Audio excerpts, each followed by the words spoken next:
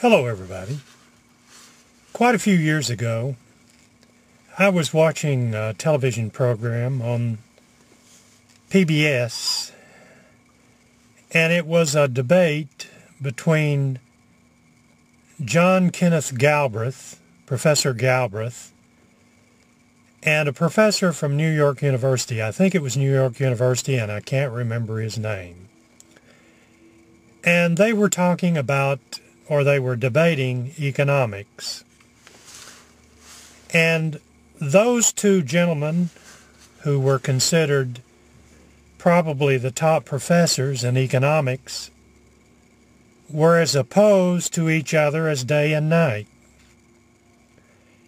And as I listened to those two professors debate, I was thinking, you know, these two guys could be debating astrology, religion, or anything, because I was thinking, if you add 2 and 2 together, that's 4.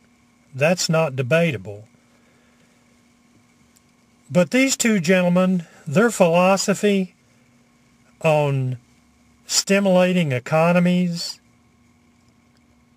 or anything concerning economics was theory and ideas. And that's what scares me about our current economic situation. The stimulus package, which I predict will be signed in some form, but the people that are putting that together, the dollar amounts that they're dealing with is an exact science. But a lot of it is like philosophy. And that philosophy, this may be a wrong analogy, but I'm going to use it. I'm just an old country guy down here and sitting on a mountaintop vlogging. But that philosophy is, if you take $10 and you put it into a business or you go buy something, then you're assuming that that person will go buy something else, and then whatever he buys, that person will get a part of the money and he'll go buy something. But that's an assumption. There are so many things that are theory that it's got to work. And if it doesn't, then what?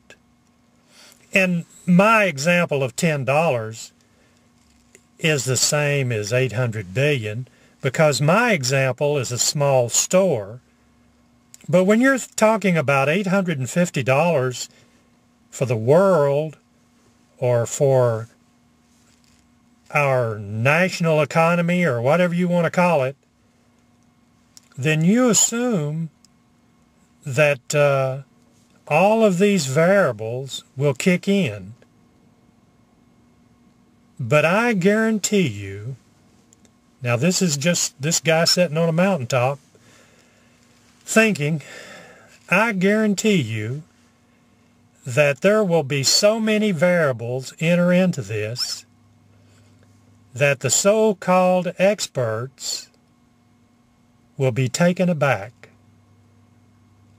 Which takes me back to Professor Galbraith and the professor from New York University.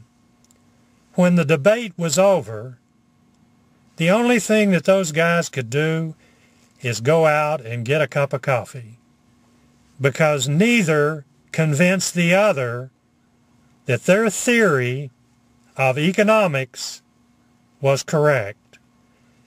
So to me, when I listen to people speak of bailing this person out or spending this kind of money, I'm thinking, you have absolutely no way of knowing that that will work, because there are so many variables involved. If any few, or if part of the variables that you've entered into your thoughts, if those variables don't come to fruition, then you're back to square one. Well, that's my vlog for today, and that's just coming from a guy who tries to look logically at most things.